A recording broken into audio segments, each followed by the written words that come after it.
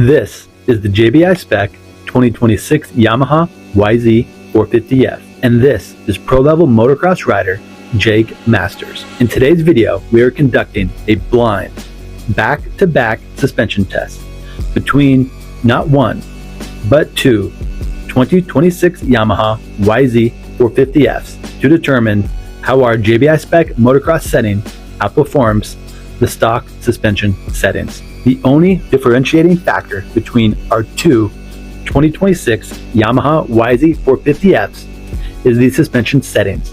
Everything else is completely stock on the bike. Welcome back to Ride JBI. My name is JB, and it's finally time to put these two bikes head to head. Joining us is JBI athlete Jake Masters, who met us at Fox Raceway for a day of suspension testing. Jake's background encompasses multiple disciplines of motorcycling at a very high level, and he is no stranger to suspension testing. Jake, welcome to the show.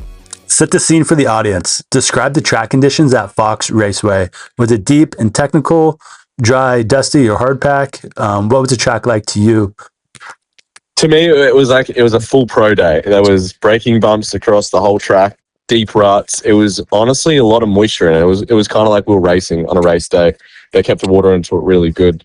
It was a very good day to test a suspension setting for sure.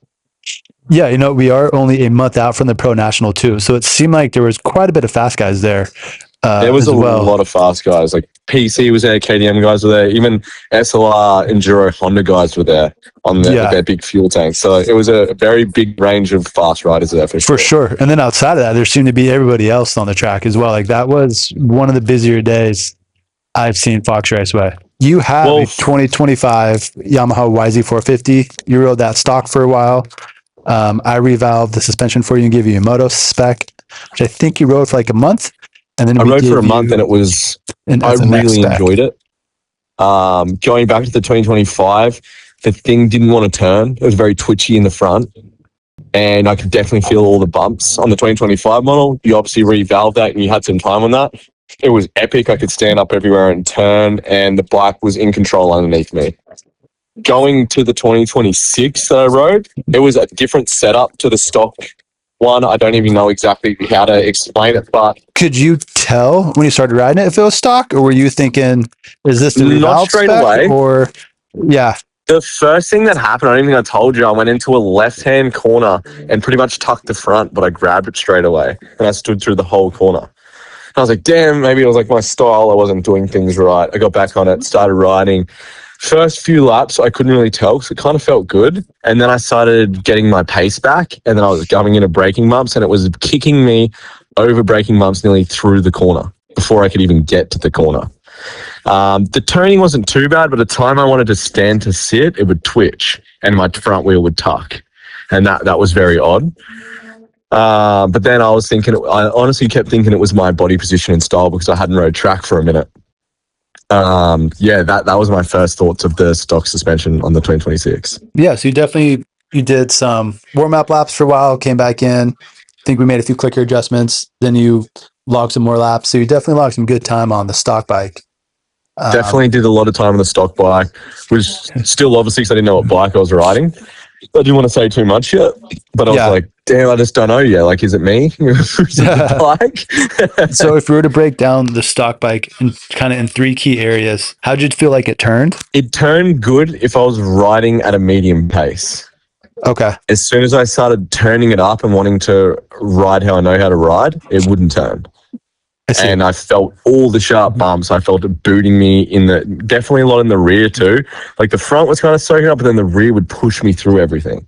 So I couldn't even get to the inside of the corners. It already pushed me to the outside of the track. So my racecraft wasn't good from that stock suspension.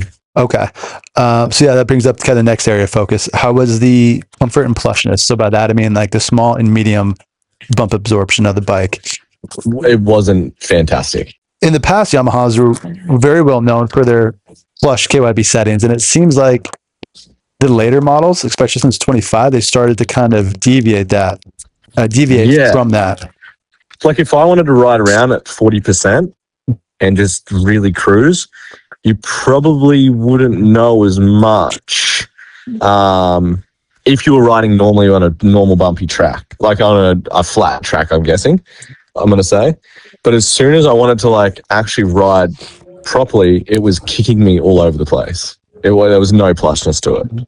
For the third area to critique, how is the bike's hold up and bottoming resistance? I don't think good, because I feel like that's what was kicking me everywhere. As soon as I wanted to use all the suspension, I was getting seat bounced and trampolined out of everything.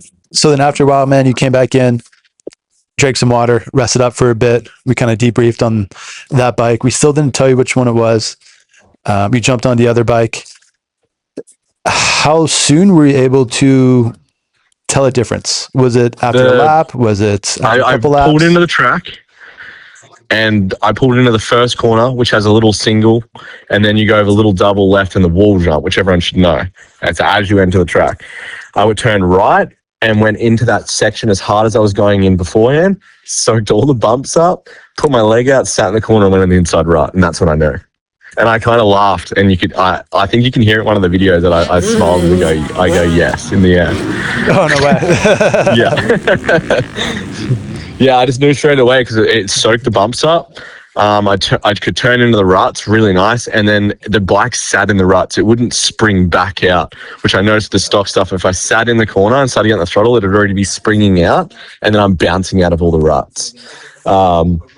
And that brings it to, we came back in and actually softened it up a couple clicks because the track was pretty rough when I wasn't going lightning speed. And once I did that, I could turn and ride the thing very more than the stock setting. Nice. Okay. So let's break down those three same areas. How did that bike turn compared to the stock bike? Much better. I then realized that it wasn't my position. Because I was trying to pick on myself for things. Like, maybe I'm not doing it right. That's why this isn't working yet.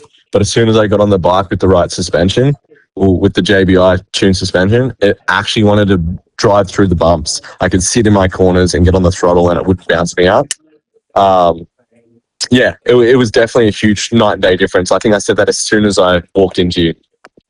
For sure. Yeah. I mean, you spun a couple laps, kind of came in, we joked a little bit real quick, and you're like, hey man, this is noticeably better, which definitely is always what we're looking for. How is the comfort and plushness? So as the bike kind of goes into corners with a lot of bumps and then exit corners with a lot of bumps.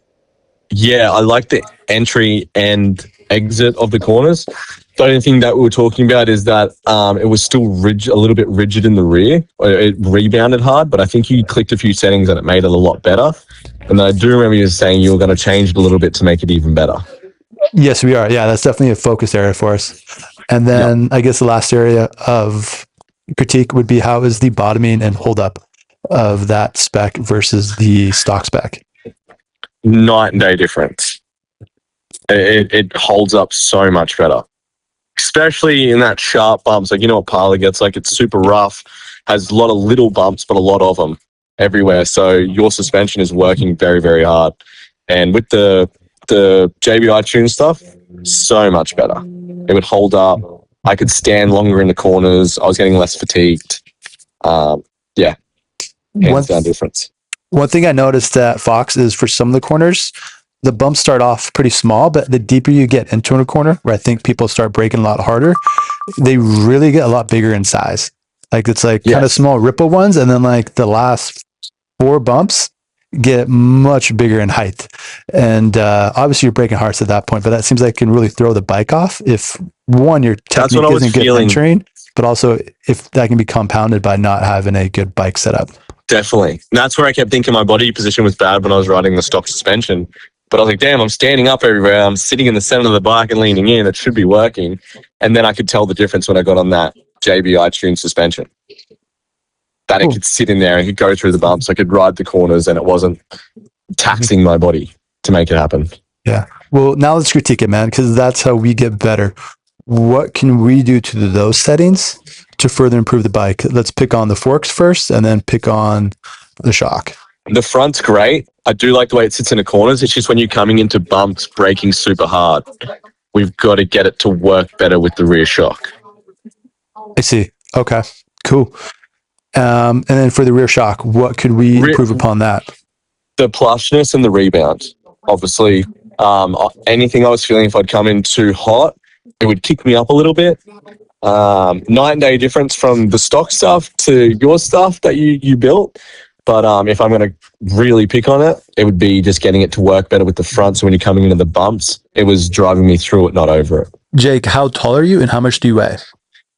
I am 5'9" and I weigh 165 pounds. So Jake is on stock spring rates, and on his rear shock, we had the stock rebound setting. And by that, I mean the stock shim setting on the shock absorber. And we had gone in about 3 clicks from stock to kind of slow it down. Even at that 3 clicks, we still felt like the shock was rebounding a little quicker than we had wanted it to. At this point, the bike maybe had about 3.5 hours of ride time on it. So the shock had definitely sped up in how quickly it rebounded from when we bought the bike new. So that's definitely an area that Jake brought to our attention. And then I found myself as I rode on the bike as well. So that's one thing we're really going to focus on next is really fine tuning our rebound settings for that. The reason I didn't want to keep going slower with that clicker was because of its effect on compression. We didn't feel like if we kept adding rebound, it'd be a good trade-off to where the shock would be getting stiffer because of that for it. So our first kind of plan of attack is going to be figuring out some better rebound internal shim stacks for that. And then from there, as you described, we got to work on some better plushness on that 26 shock, which is quite different from the 25 and older models, and why we bought 2 of those bikes. So we could really get a lot of time on it and figure out that new shock that KYB has developed. Awesome, bro. Yeah, I'm definitely excited to see what you do with it. You can figure it out very fast. So I'm excited to see the next time we ride. Awesome. We do. Thank you so much for your time, man. Thanks for testing. And we're going to keep working our asses off on this. And I look forward to regrouping with you in the future and doing the same test again and seeing what you think with the progress we've made. Awesome, bro. Thank you. I appreciate it. Anybody want to shout out that helps you out? I would love to shout out Fast South Australia, Heatwave, JBI for always having my bike styled in, and Centers Only Garage for helping me out. Cool. Hell yeah. Jake, where can they find you on Instagram? Jake Masters 51. Sweet. Across all platforms, yeah. Will do. Thanks again. And you guys look for another video coming out, us working with Jake Masters in the future. Until then, stay tuned for future updates and progress from Ride JBI on these 2026 Yamaha YZ450s.